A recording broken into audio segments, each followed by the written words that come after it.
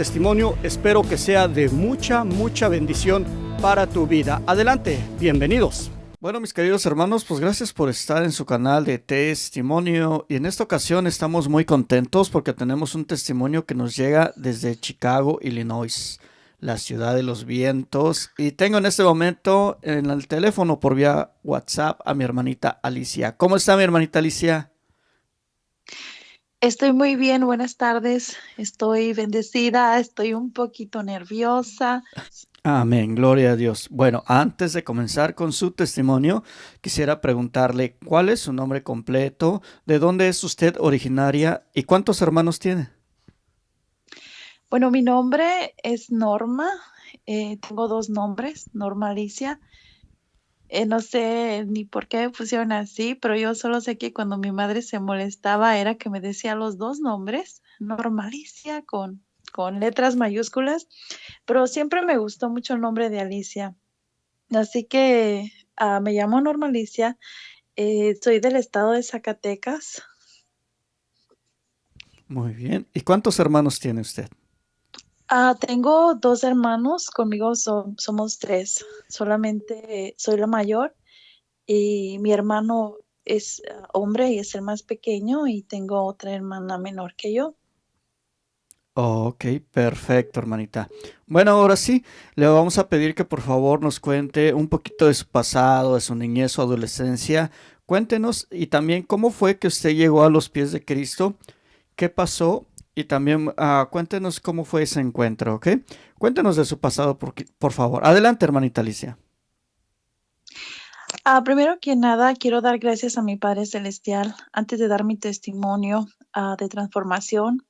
Espero en fe que los que encuentren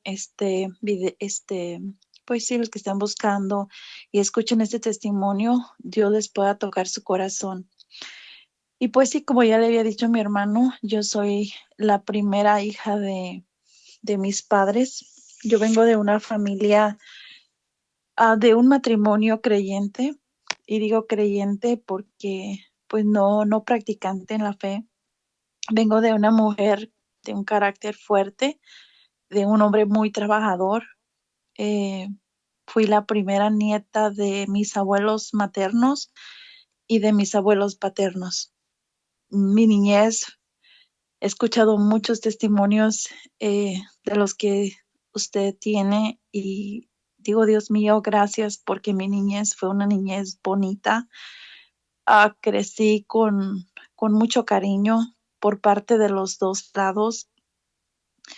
Eh, no sé, tristemente, cuando yo era una niña, voy a tratar de no llorar mucho porque, no sé, desde que conocí al Señor me hice muy sentimental.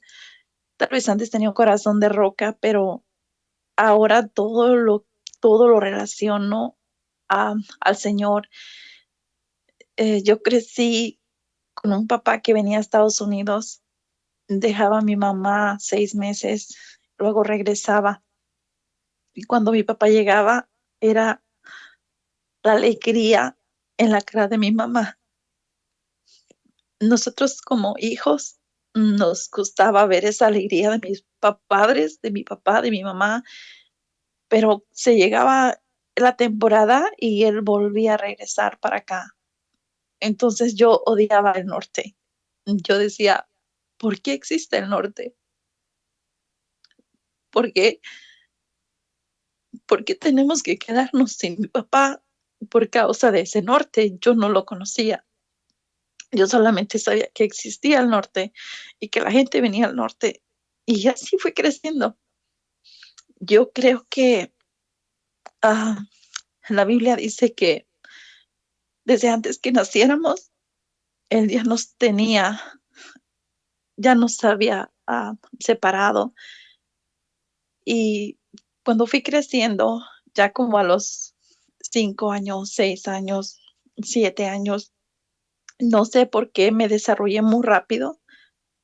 Fui una niña que rápido parecía una mujer, una de 15 años y apenas tenía 9, y ya parecía de 13, de 14.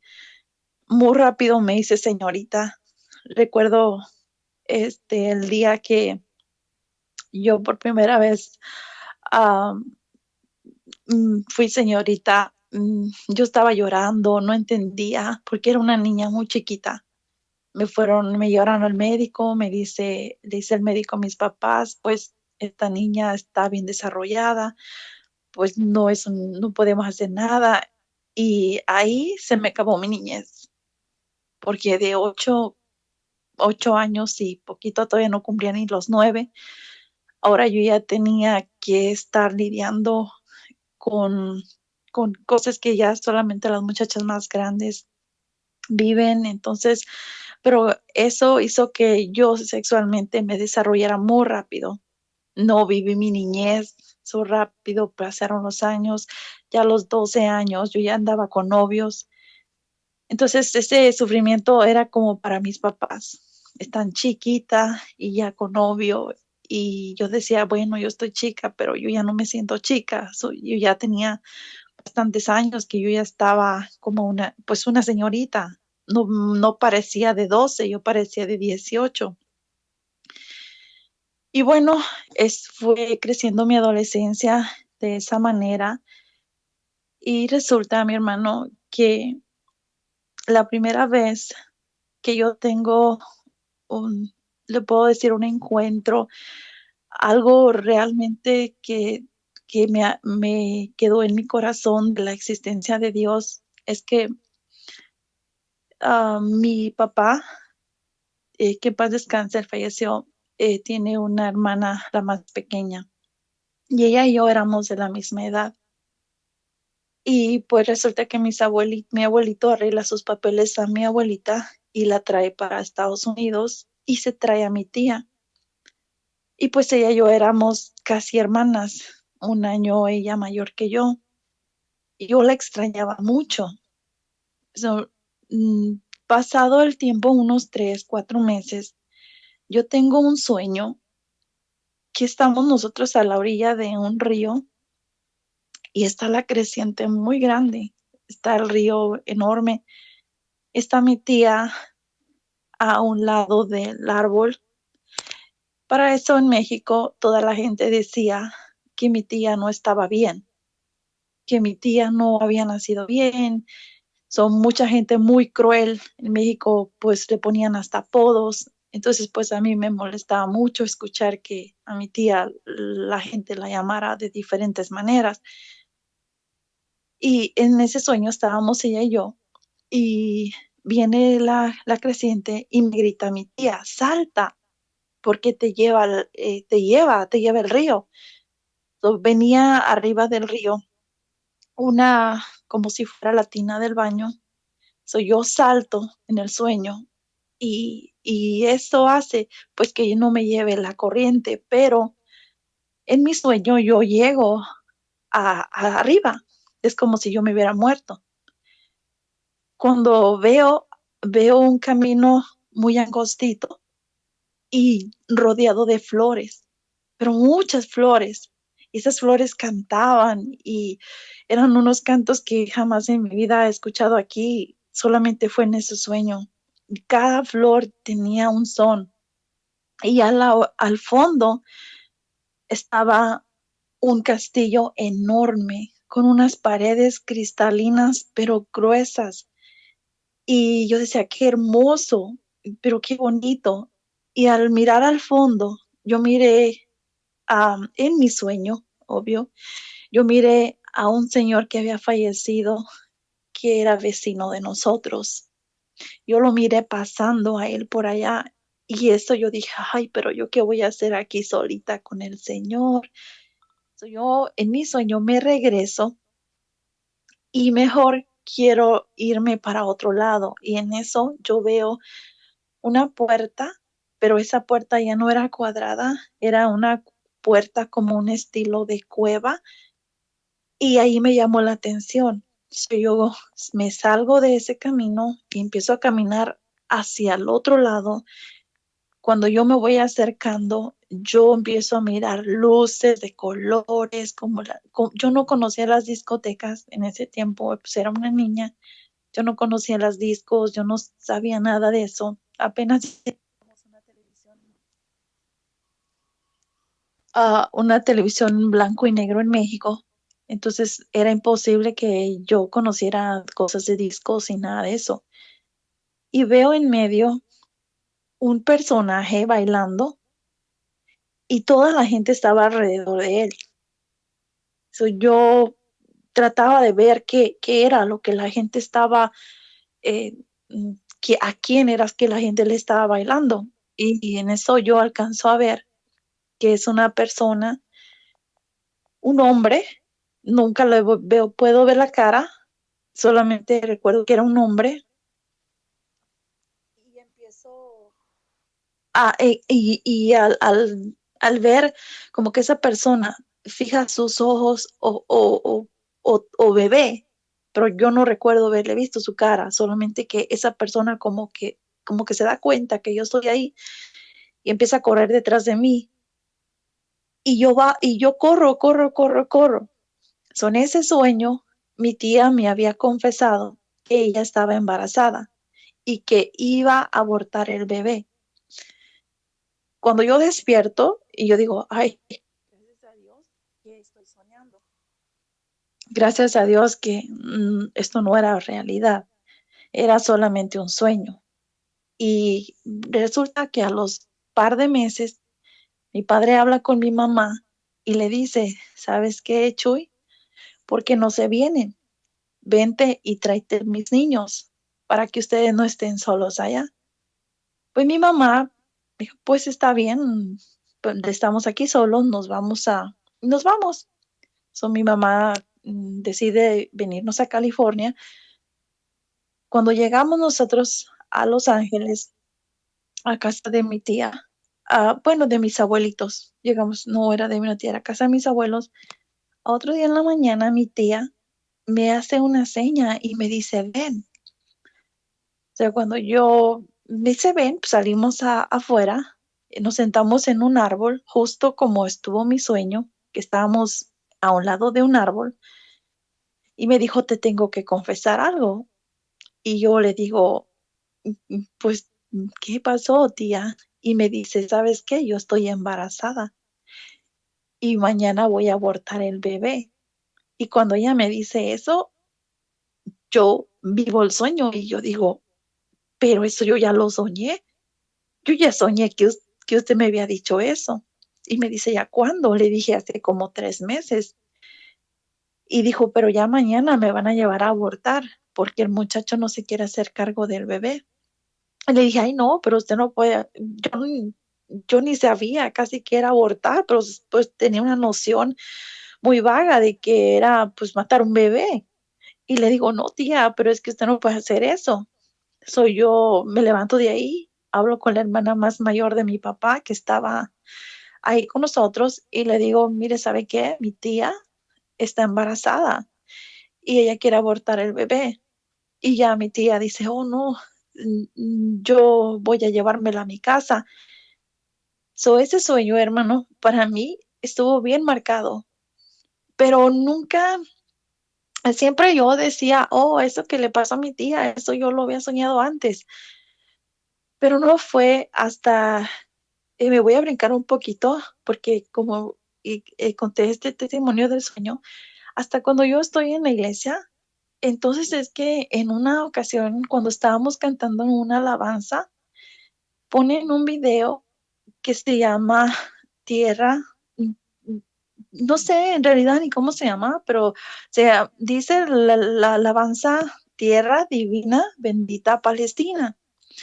Pero en ese video sale ese castillo que yo soñé, igualito, la misma, los mismos colores, lo mismo. Y yo ese día, yo me solté llorando, yo lloré como todo un día.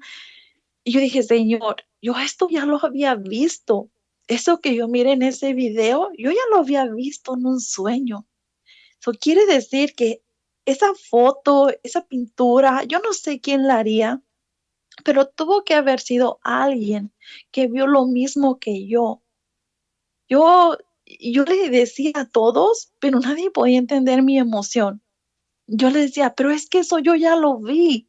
Eso yo lo vi en mi sueño cuando era una niña, cuando yo ni conocía de la Biblia, yo ni conocía nada. Eso yo ya lo había visto, y más cuando leía en la Biblia las medidas de la Santa Jerusalén, que eran de jaspe, que eran transparentes, y yo decía, Dios mío, tú me diste a conocer una imagen que yo realmente nunca supe el regalo que tuve hasta cuando años y años y años después en mi vida. Pues ese testimonio de cuando era niña para mí fue un milagro. Ese niño no fue asesinado gracias a que llegamos nosotros un día antes y que mi tía tuvo la confianza de decírmelo y yo no me quedé callada y tuve que ir me decía chismosa, pero gracias a eso ese muchachito vive, se llama Cristian, hasta un hombre bonito que mi tía tal vez ni nunca pensó en por qué se llamó de esa manera. Y bueno, ya cuando estábamos en California, después mi papá trató de llevarnos a otro estado, lo agarró la inmigración. Al final volvimos otra vez a México, otra vez a vivir como siempre, él otra vez viniéndose, yendo, viniendo. Y ahí en el rancho donde yo vivía, llegó un maestro a dar escuela. Yo tenía para ese tiempo como 14 años, casi 15. Y pues claro, él pensaba que yo era mayor. Yo iba a la secundaria y pues él creía que yo ya era una muchacha ya más grande. Pues él empezó a mandarme con los niños mensajitos y yo realmente pues era solamente coquetería porque pues era una chamaquita que no pensaba en matrimonio, no pensaba en formar una familia. So pasó el tiempo y él me habla para novia. Y yo dije, bueno, tenía un noviecito ahí que ah, como que entre que sí me quería él y que no. Y yo dije, bueno, para que él vea que no nada más él es el que puede pretenderme, más como dije, bueno, le voy a decir que sí. Total, no me estoy casando. Pues resulta que él era 10 años mayor que yo. Era mucha diferencia de edades, pero yo decía, bueno, yo no lo quiero para casarme, yo solamente, pues somos novios y se acabó.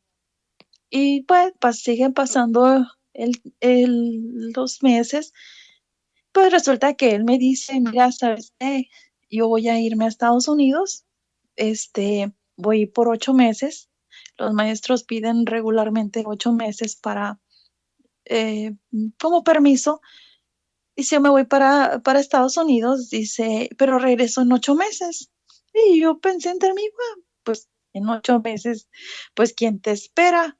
Pues solamente pensé ahí, o sea, pensamientos de adolescentes, ¿no? Pues resulta que mi padre en esa otra temporada nos vuelve a traer para acá, a California. Y llegamos de nuevo, antes era muy fácil pasar. Apenas si llegabas a Tijuana y ya estabas adentro. Volvimos a pasar y pues ya estando en California yo le llamo y le digo, ¿sabes qué? Estamos aquí en California, quedábamos muy cerca de donde él estaba y seguimos ese noviazgo. Entonces, cuando él se le llegan los 8 meses, él sí quiere regresar a México, él me dice que me vaya con él. Y le dije, no, no me puedo ir, mm, pues no, yo respeto a mis papás, yo pensaba en mi mente, pues yo no me quiero casar, pero yo no le decía, no era honesta, yo le decía, no, pues es que yo respeto a mis papás, yo nunca me voy a ir con un hombre. Y él me dice, bueno, déjame hablo con tu papá. Pero yo pensaba que él quería hablar con mi papá, pues para despedirse de él, no sé, tal vez decirle que me quería o que se quería casar conmigo, pero dije, "Bueno, está bien." Yo le hablo a mi papá le dice que entre y me pide mi mano. Es de don Rafael, yo me quiero casar con su hija. Y yo nunca entendí la gravedad del asunto ahí, o sea, nunca entendí realmente lo que estaba pasando. Por mi misma ino- eh, eh, ignorancia que tenía, mi papá le dice, está bien, yo la mando como en agosto, como 5 meses después me puso de plazo. Se fue él a México y yo honestamente yo no me quería regresar. Yo quería, pues estaba joven, no quería irme a México, empezaba a trabajar junto con mi papá.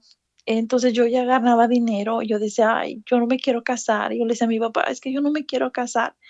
Y él me decía, pero yo le di mi palabra a ese hombre, así que usted se va a ir. Y yo le decía, pero es que yo no me quiero casar, es que yo no me quiero ir. Y era, lloraba. Tenían problemas mis papás conmigo porque pues yo no me quería ir. Pues al final me manda para México junto con mis hermanos y mi madre. Sea, cuando yo llego a México, yo no tengo el plan de casarme. Yo digo, no, yo no me voy a casar, yo estoy muy, muy chiquita todavía, yo no tenía en mi mente, ni siquiera sabría cómo formar una familia. Pero cuando llego, pues él me pregunta qué planes hay de boda y pues no me daba vergüenza, no era honesta de decirle, ¿sabes qué? Yo ya no me quiero casar. Pero yo decía, tal vez más adelante, pero ahorita no, tal vez más adelante. Yo decía, pues más adelante, pues pueden pasar muchas cosas. Eso fue como en agosto, en septiembre. Mi papá regresaba en diciembre a México. Entonces mi papá creía que yo me iba a casar en diciembre, porque en ese tiempo pues nosotros no teníamos teléfono. Solamente había teléfonos si un taxi iba y te avisaba y te decían, oh, te están llamando y ya la persona se regresaba en el taxi. Entonces era como muy difícil comunicarnos. Y mi papá, pues en ese tiempo no se comunicaba con nosotros. De hecho, ni le mandaba dinero a mi mamá. Mi mamá estaba un poco preocupada porque tu papá no nos manda dinero, no nos hablaba. Era como muy de vez en cuando que hablaba con mi mamá. Y hasta que ya se va llegando diciembre, habla una tía mía conmigo. Ella manda un taxi y pide que yo vaya a contestar esa llamada. Y mi tía me dice, Norma, no sé qué tiene tu papá, pero si te vas a casar, me dice, no sé, me dice ella, sus palabras fueron así, no sé qué tiene tu papá. Él piensa que tú te vas a casar en diciembre. Dice, últimamente lo hemos visto muy decaído, ha bajado mucho de peso y él está con la ilusión de que tú te vas a casar. Y me dijo mi tía, no le vayas a dar ese disgusto. Él cree que Jaime es una buena persona y, y que tú podrías hacer feliz con él. Y me dice mi tía, yo creo que él tiene una enfermedad grave, porque si tú lo miraras ahora, ni siquiera lo conocerías. Yo me puse a pensar mucho, traía eso en mi cabeza. Me dijo ella, probablemente tenga cáncer. Mi papá tenía 38 años, era muy joven. Y entonces yo, pues colgué esa llamada, estuve pensando y pensando y dije, bueno, no sé, porque no se comunica mi papá con nosotros todo el dinerito que él iba agarrando, él lo usaba, pues estaba saliendo a Tijuana a atenderse, pero no le decía a mi mamá para no preocuparla. So resulta pues que yo decido casarme. Yo digo, bueno, mi papá ha sido un gran hombre, un gran papá, tal vez él quiere lo mejor para mí y puede ser que él sea un buen esposo para mí, aunque sea más mayor. Y pues tomo la decisión de casarme.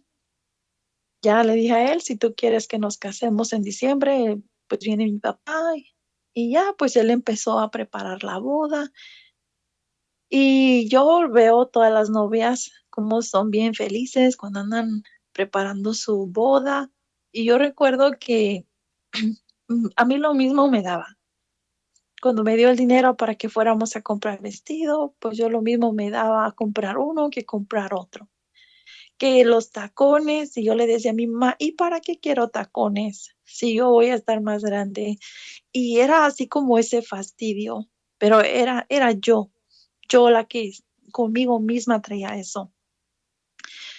Pues resulta que llega diciembre y pues el novio empezó a preparar todo, bailes y comida y como lo de una boda, pero él lo hizo. Yo no estaba involucrada en nada. Cuando llega mi padre, hermano, y lo veo, yo me casaba el 31 de diciembre y mi padre estaba supuesto a llegar un 24 de diciembre. No llegó el 24, no llegó el 25. Todos estábamos preocupadísimos porque mi padre no llegaba. Había salido de California, pero no había llegado a México. Cuando mi padre llegó como el 26 en la noche y cuando lo vi,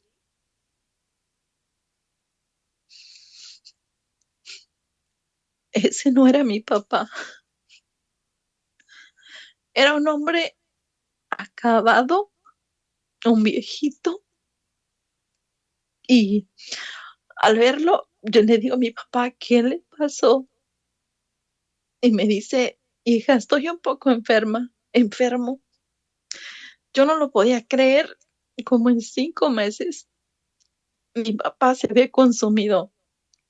Ya no era el hombre fuerte, ahora era un viejito. Todos sus huesitos se miraban. Pues de ahí, él creía que tenía un empacho o era algo sencillo. Se fueron al siguiente día al médico con una sobandera. Esa sobandera le dijo, no te puedo poner mano. A otro día fueron con un médico. Ese médico le dijo, yo no te puedo poner una mano encima. Tienes todo tu hígado inflamado. Tienes que irte a Aguascalientes. Para no ser más larga la historia, el día que yo me casaba, a las 6 de la tarde, ese día operaban a mi papá a las 4 de la tarde. Ya no lo dejaron salir del hospital. Yo tuve que cancelar mi boda un día antes, como el 30. Le dije al que iba a ser mi esposo, ¿sabes qué? No me puedo casar contigo. Y papá está muy grave. Yo tengo que estar con él en el hospital y perdóname, él se puso a cancelar todo. De un día a otro, canceló todo. Baile, comida, avisar a toda la gente que no iba a haber nada. El día que yo me casaba, ese día estaba yo a un lado de mi padre, esperando que saliera de la operación. Y cuando sale, los doctores nos dicen a mi mamá y a mí, pues que mi papá tiene cáncer y que lo tiene muy regado. Era que no tiene ni siquiera para hacerle una quimioterapia. Ya su cáncer estaba muy avanzado. Recuerdo cuando yo entro al cuarto, mi mamá duró horas porque lloró mucho y no podía entrar porque en México no eran tan crueles que les decían, oh, tu papá tiene cáncer, o les dicen a ellos, pues allá les decían a la familia. Cuando entro yo, mi papá me mira y me dice, hija, ¿y tu mamá? Le digo, mi mamá está afuera, fue a comprar unas medicinas que necesitaba. Y me dice, ¿y qué tengo? Y le digo, oh, pues no sé, una grasa, porque el doctor nos dijo que su cáncer de él era un cáncer que estaba alrededor de lo que era el colon, como una grasa. Y sí me acuerdo que el doctor mencionó eso. Y dije, pues eso dijo. Y pues una grasa. Y mi papá me miró con unos ojos que nunca se me olvidarán. Y él me dijo, ay, dice él, hija, lo que yo tenía tanto miedo es que fuera a tener cáncer. Cuando él me dijo eso, yo volteé, lo miré y le dijo, no, no, no, padre, no sé, no tiene eso. Pues mi papá se salió ya confiado en que él no iba a tener cáncer, que él estaba bien. Entró mi mamá, ya no le preguntó nada a ella y lo dieron de alto, lo llevamos al rancho. Eso fue en diciembre, pasó todo enero y mi papá cada día se ponía peor. Para entonces, pues yo vagamente la fe no la conocía, mi hermano. Yo sabía que había la misa, que de vez en cuando íbamos, que nos mandaban a la doctrina.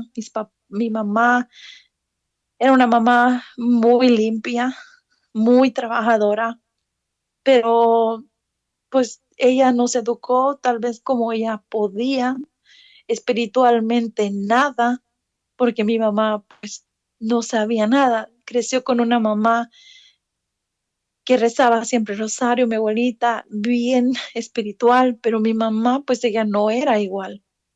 Ella trataba de váyanse a la doctrina, váyanse a misa, pero yo la miraba a ella llegar a media misa y ella no se daba cuenta si realmente llegábamos a la doctrina o no. Entonces espiritualmente pues estábamos vacíos, en toda la familia, vamos. Mi papá, él sí era un hombre muy espiritual. Yo siempre recuerdo, él nunca se acostaba sin persinarse. Siempre le daba gracias a Dios cuando iba a comer. Él lo miré en círculos de oración en California, levantando sus manos, orando a Dios en los tiempitos que nos llevaba. Él siempre estaba como con Dios en su corazón, pero pues igual, él prácticamente pues no estaba con nosotros, la que estaba más con nosotros era mi madre. Cuando yo empiezo a ver que mi papá cada día se acaba y se acaba, yo me acuerdo que me encerraba en el cuarto y agarraba un librito que se llama Los 15 minutos de Jesús sacramentado. Y yo me hincaba y yo leía y yo decía, Él no se va a morir, Él va a vivir, Él no se va a morir, porque yo decía, si yo rezo la novena, como yo escuchaba a las viejitas, a las tías, a mis abuelitas, que la novena, pues yo hacía lo que yo escuchaba. Yo decía, si yo rezo esto, mi papá no se va a morir. Y yo tenía esa fe que mi papá no iba a morir. Pero cuando lo iba mirando cada vez que mi papá se iba consumiendo, mi fe también se iba acabando. Entre más miraba a mi papá enfermo, yo menos fe tenía. Yo decía, entonces, ¿de qué sirve que yo esté hincada rezando, pero mi papá ni siquiera se está aliviando? Si yo creía que era algo mágico, como que yo rezo y él se cura. En mi ignorancia eso creía. Pues decide mi papá regresar a Estados Unidos cuando él ya miró que él no se iba a aliviar. Mi papá tenía un trabajo muy bueno, que tenía un seguro para mi mamá, pero pues tal vez mi mamá tampoco sabía nada de eso. Entonces mi papá, me imagino que él pensaba, si yo me muero aquí en México, ah, tal vez a mi esposa no le van a dar los beneficios, no sé. Pues él en una mañana me habla y me dice, hija, yo me voy ya para California. Estos doctores dicen no sirven para nada.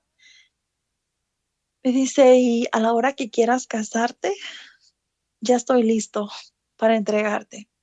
Ya cuando me vuelve a hablar a mí de a la hora que quieras casarte, yo me puse a llorar y le dije a mi papá, pero yo no quiero que se vaya. Yo ya no lo iba a poder ver, yo no tenía papeles para venir y dije, no, pues, ¿por qué se va? Y decía, hija, me tengo que ir. Pues él arregla, un hermano va por él. En ese tiempo, en esos días, yo le dije con el que me iba a casar, pues estábamos casados ya al civil.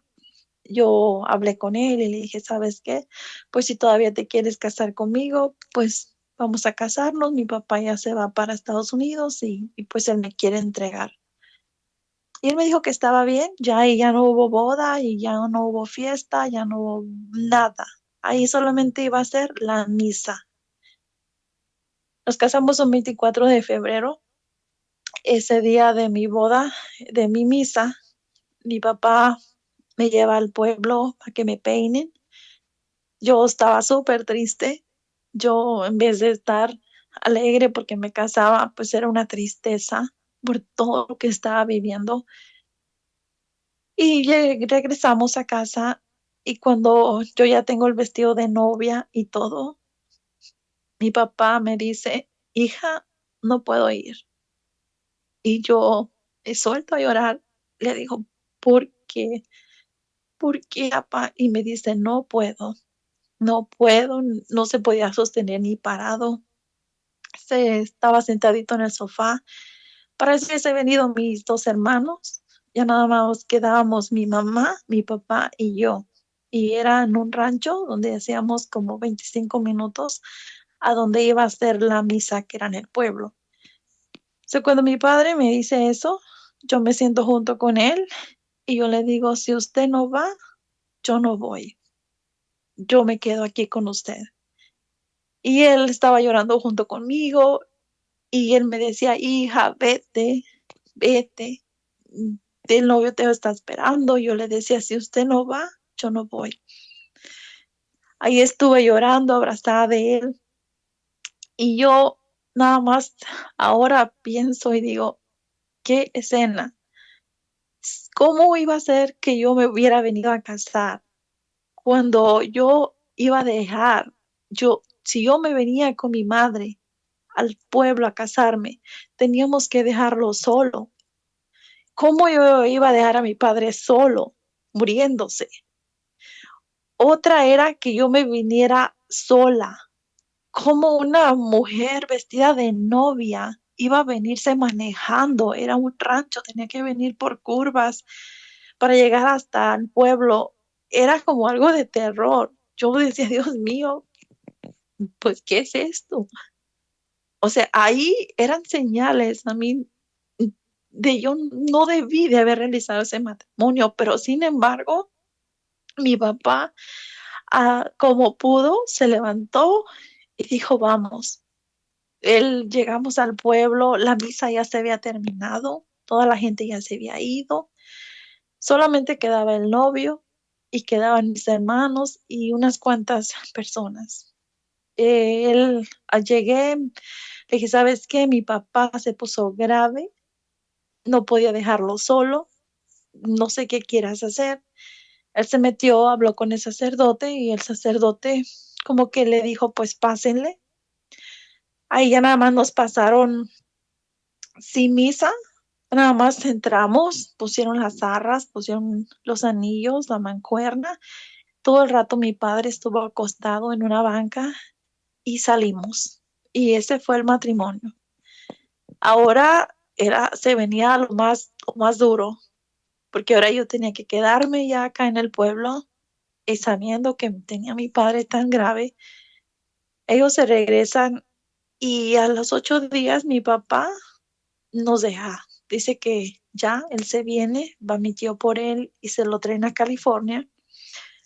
A los escasos 15 días de que yo pues me casé, nos avisan de que mi papá había caído en estado de coma, de que ya sus órganos vitales estaban muertos, solamente estaba respirando por un respirador. Y pues así fui a California, fui a su, fui a su sepelio. Estuvo durísima la pasada, no fue fácil tener un padre muerto y, y no poder pasar, pero le intenté y le intenté y pasé un día antes del funeral de mi papá.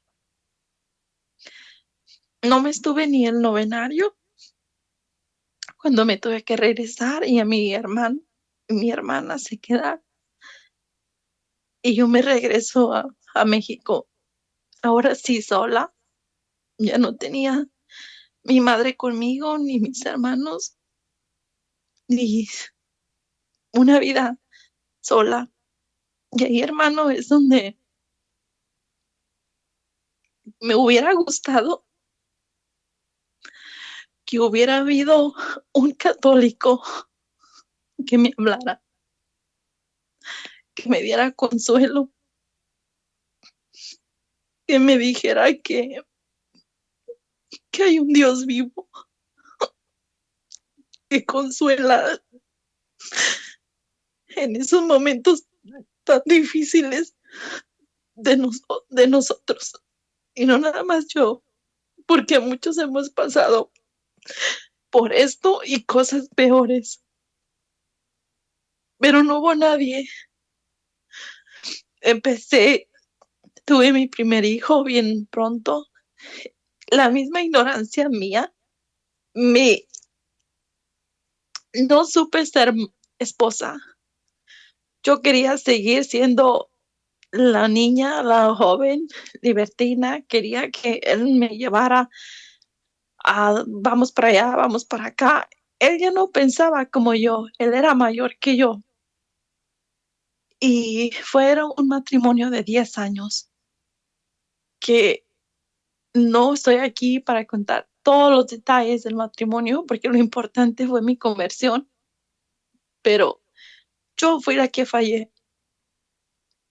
Yo decido, ya tuve 2 hijos con él, yo decido, le dije que nos diéramos un tiempo, que me dejara venir a California con mi mamá. Para eso mi mamá ya se había vuelto a casar 10 años después, vivía en California con su esposo. Le digo que me deje venir a California y me da el permiso de traerme a mi hijo el mayor, es el que tenía la visa. Él me da la carta para poder viajar con ellos y pues me vengo a California. Y acá dije, bueno, tantos problemas que ya tenemos allá por mi culpa. Yo no lo culpo a él por mi culpa. Yo dije, pues ya no me voy a regresar, yo me voy a quedar mejor acá. Ya no me regreso a México. Pues él viene y se lleva a los 2 niños. Él tenía su visa también.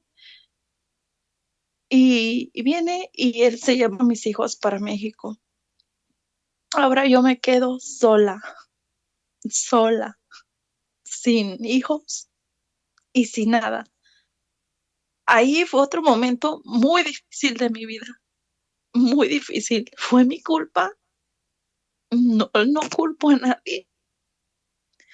Se va él, se los lleva, se esconde con ellos porque no se los lleva a donde éramos.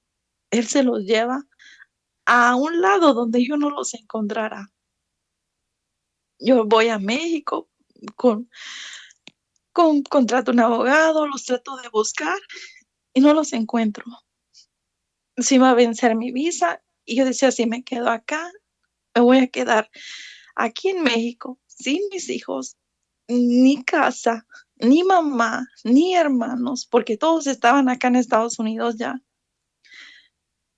Me volví a regresar en el 99, me vuelvo a regresar, pero me regreso sola, este, sin mis niños. Esa etapa fue tan difícil. Se los lleva para un octubre. En ese tiempo yo creía en el mentado Halloween.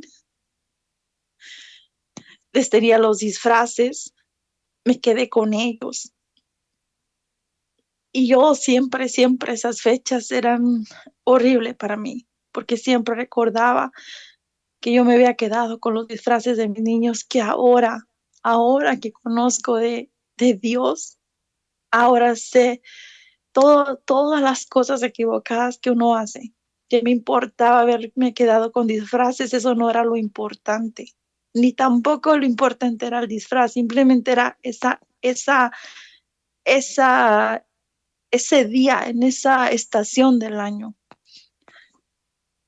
Pues pasan los años, eh, ya me regreso aquí a Chicago, ahora sí, estoy sola, no tengo el apoyo de mi mamá, no tengo el apoyo de mi hermano, ellos están súper molestos conmigo por todo lo que ha pasado. La única que me tendió la mano fue mi hermana. Ella aquí vivía en Illinois Y le dije que sí, por favor, me daba chance de venirme aquí a su casa. Y ella me dijo que sí. Vivía en una casita muy humildita. Dormíamos en el mismo cuarto. Yo en el piso a un lado de ellos, que le agradezco con todo mi corazón, pero al menos me tendió, me abrió las puertas de su casa y así estuve sobreviviendo con una depresión horrible, pero de Dios nada, nada, cero. No había alguien que me hablara de él, yo no buscaba, estaba vacía totalmente, hundida en mis penas, en mi dolor, que no me lo llenaba nada. Solamente lo que yo quería era algún día ver al papá de mis hijos y sentía que lo odiaba, sentía que esos hijos eran míos y él no tenía por qué quitármelos porque eran mis hijos también. No era que yo se los dejé en México, no era como que yo me voy y quédate con tus hijos, yo me traje mis hijos. Pues pasaron los años y yo con esa profunda pena de no tener a mis dos hijos conmigo, este, empiezo a hablar con un muchacho que había sido mi novio de niños en México, que teníamos años y años y años que jamás nos volvimos a ver. Empezamos a hablar eh, y decidí juntarme con él. Otra mala decisión.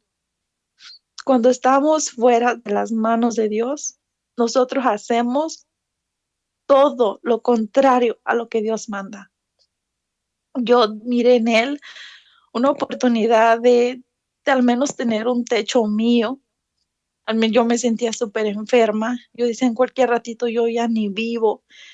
Al menos voy a tener un respaldo, alguien que me dé de comer. No estoy dependiendo aquí tal vez de mi hermana. Y pues decido y me junto con él. Otra vez mi mamá, pues con mucho enojo, porque otra vez vuelvo, pues para ella que venía de una familia que nunca habían tenido ese tipo de problemas de divorcios ni nada. Entonces ahora vengo yo, la oveja negra, a desprestigiarle su familia, porque mi papá y mi mamá pues fueron una pareja muy sólida. Nunca problemas, nunca nada, y de repente viene la hija grande y viene y ocasiona todo eso. Pues empiezo mi vida con este muchacho. Eh, mm, Él me quiere muchísimo y yo empiezo a abrir los ojos aquí en Estados Unidos. Ok, ahora sí, ya empecé.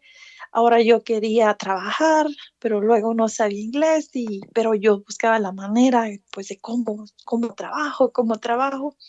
Me consigo un trabajo, me compré un carro y empecé de a poquito, de a poquito.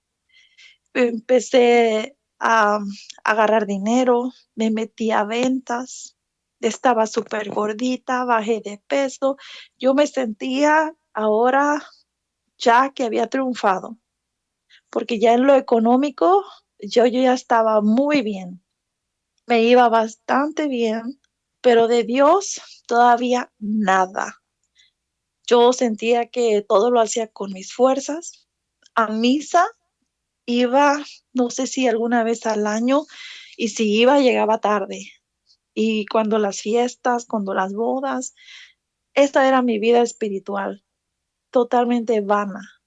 No, el Dios mío era el dinero, era el tener más, era el lucir joyas, era el traer la mejor bolsa, verme lo mejor.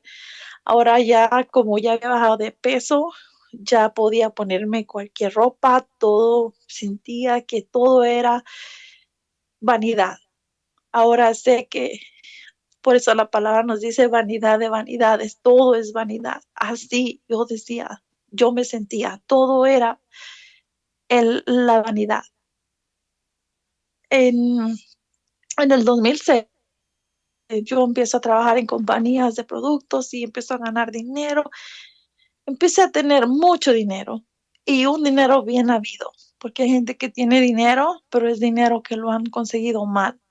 Yo era dinero de mi trabajo, era dinero de mi esfuerzo, mucho esfuerzo, pero no lo hice con Dios en mi vida. Lo hacía sola, lo hacía sin meter a Dios en mis asuntos. Yo con mis propias fuerzas trataba de salir adelante y lo estaba haciendo, lo estaba logrando. Pero ¿qué pasa? Cuando nosotros hacemos las cosas sin Dios, por muy alto que subas, te vas a bajar, te vas a bajar. No puedes llegar, puedes creer que estás en la cima y que subes y subes, pero de ahí Dios te va a bajar, porque nosotros fuimos creados por Él y nosotros no podemos vivir nuestra vida con felicidad y realmente que sea una prosperidad si no es con Él. Resulta que en el 2006, cuando todo me va bien, cuando yo me siento que tal vez nadie es mejor que yo, me avisan que mi hijo, el mayor, había tenido un accidente. Realmente ahí empieza la conversión mía. Era un 26 de noviembre.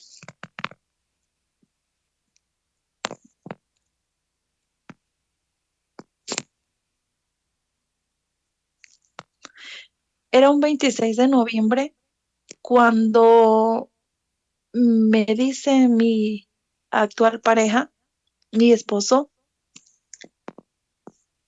que, que fuéramos a ver a su hermana, que a su mamá, perdón, había llegado de México. Yo no tenía ganas de ir. Yo le dije que estaba un poco cansada, tenía que abrir un puesto que tenía de joyerías también y que yo me quedaría a descansar.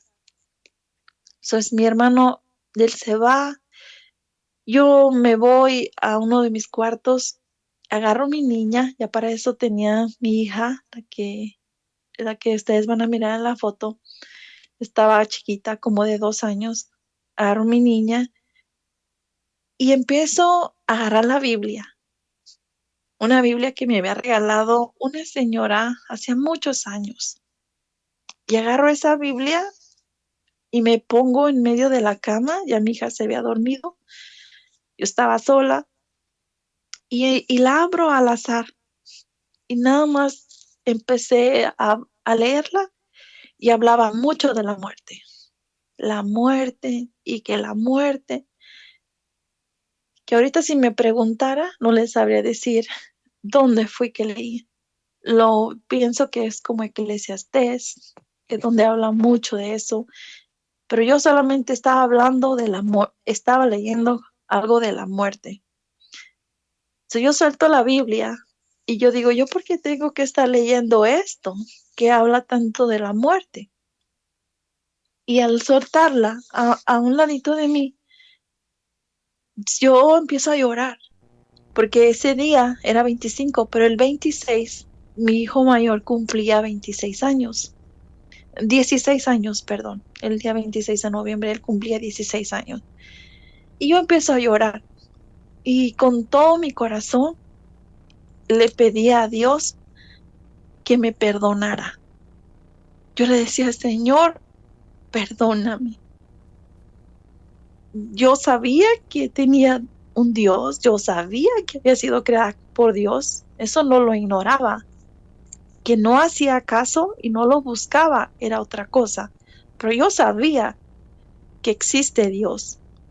En mi pobre fe que tenía, yo le pedí a Dios y le dije, Señor, perdóname.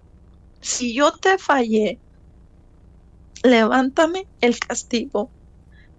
Yo le decía a Dios, Dios, yo no tengo ganas de ver mis hijos. Yo tengo hambre de ver mis hijos. Ya son 8 años que no los veo. No sé cómo han crecido, no sé dónde están. Ni siquiera sé si están o no están vivos, porque no sabía de ellos nada, ni del papá. Yo decía, levántame el castigo. Yo sé que me equivoqué, no hice lo correcto.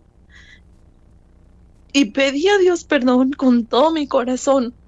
A otro día en la mañana, yo me quedé dormida en esa pedidera, me quedo dormida y otro día en la mañana me avisan que mi hijo, el mayor, tuvo un accidente.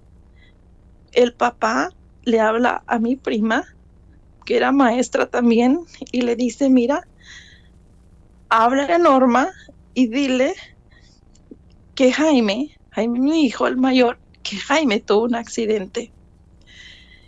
Si quiere venir a verlo vivo, que se venga ya, porque no tiene ninguna probabilidad de vida.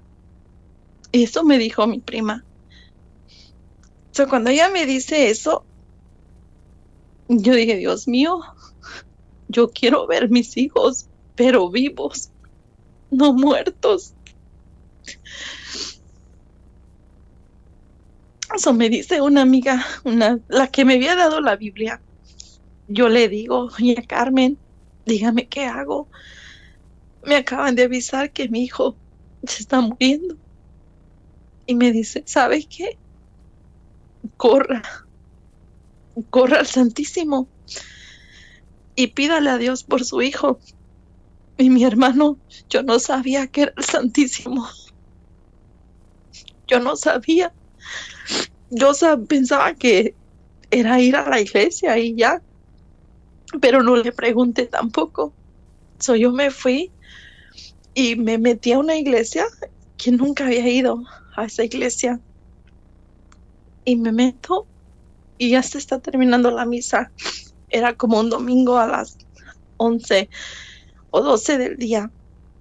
Y yo entro a la iglesia y cuando viene saliendo la gente de misa, ya estaba como el órgano, era una iglesia de americanos, y estaba el órgano tocando un viejito.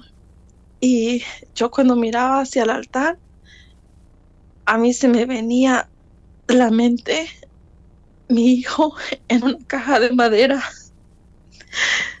Y yo decía, ay no, Señor, no, yo no quiero ver a mi hijo así.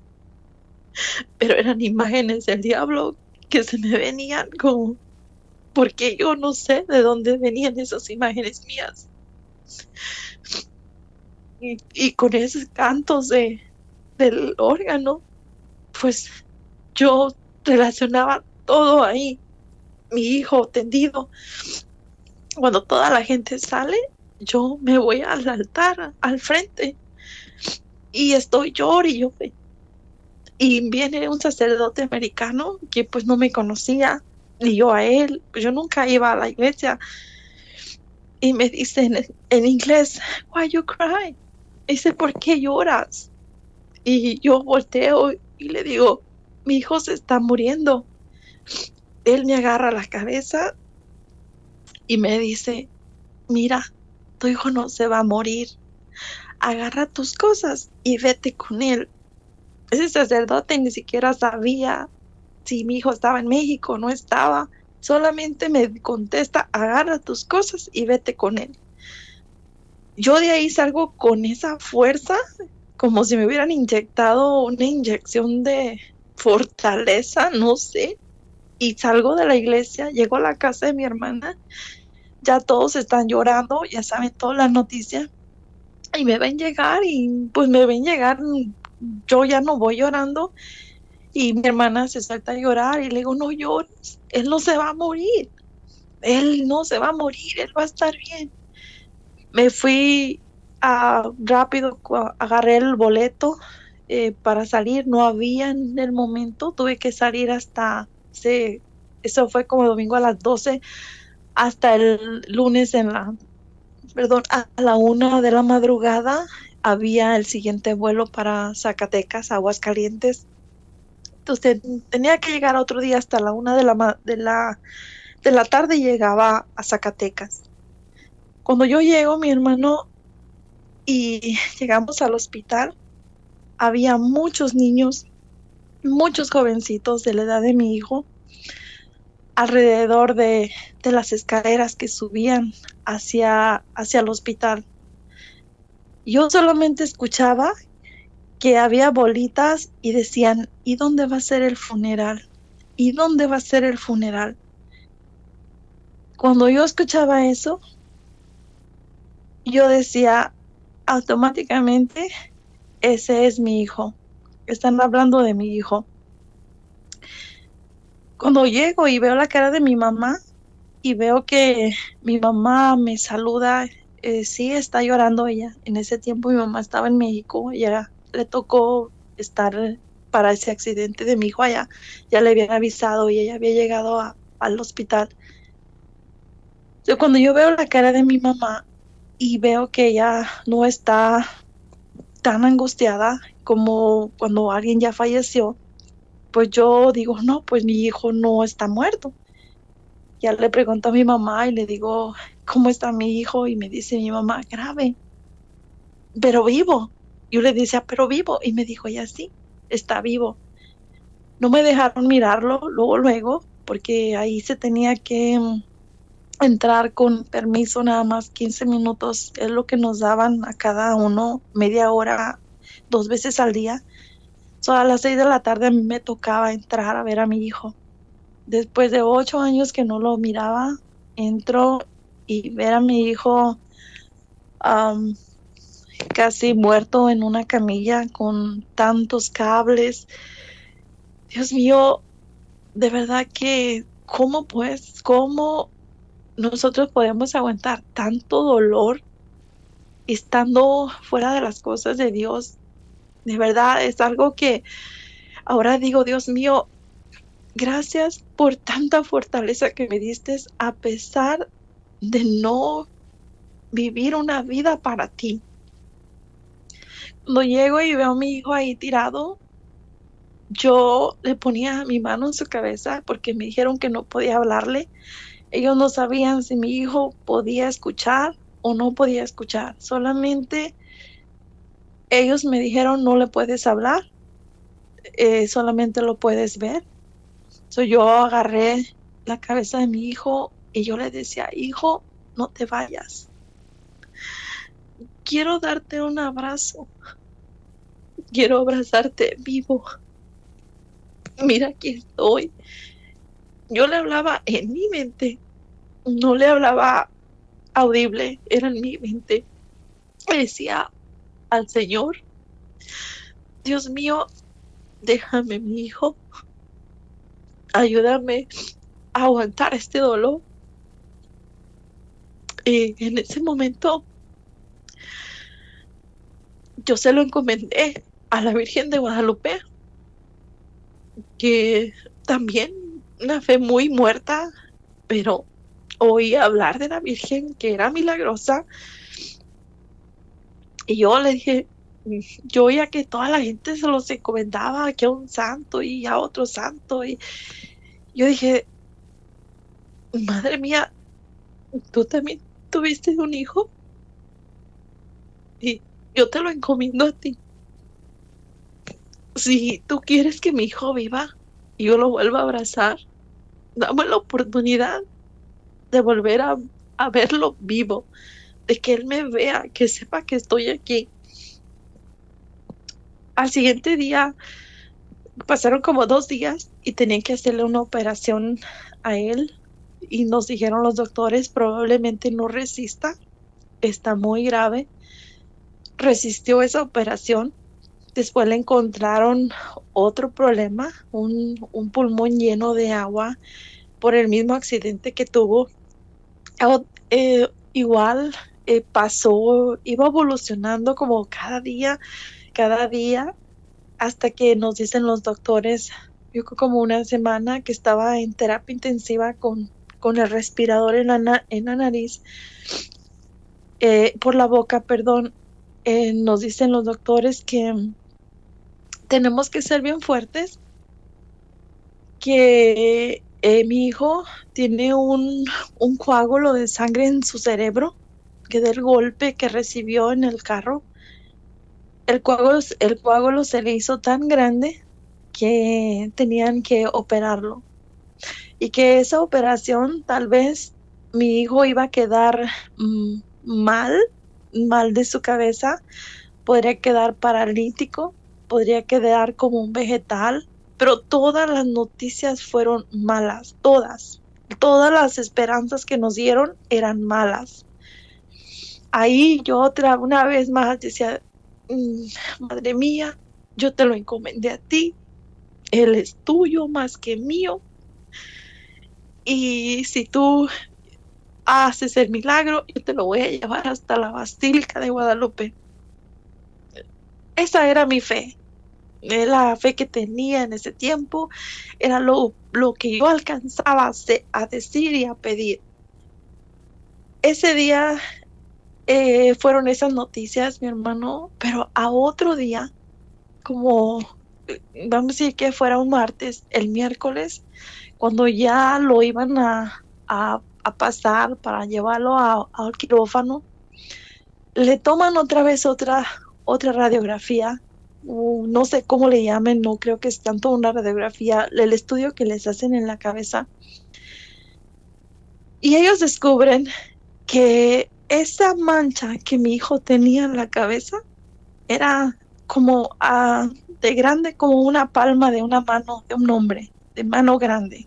Casi cubría toda la mitad de la cabeza. Y ellos descubren que esa mancha se había reducido tan pequeña como la yema de un dedo. Eso era lo que quedaba de sangre, de un día a otro. Son los doctores vienen y nos dicen a nosotros, no sé en qué ustedes creen, no sabemos es su fe. Lo que sí sabemos es que su hijo es un milagro.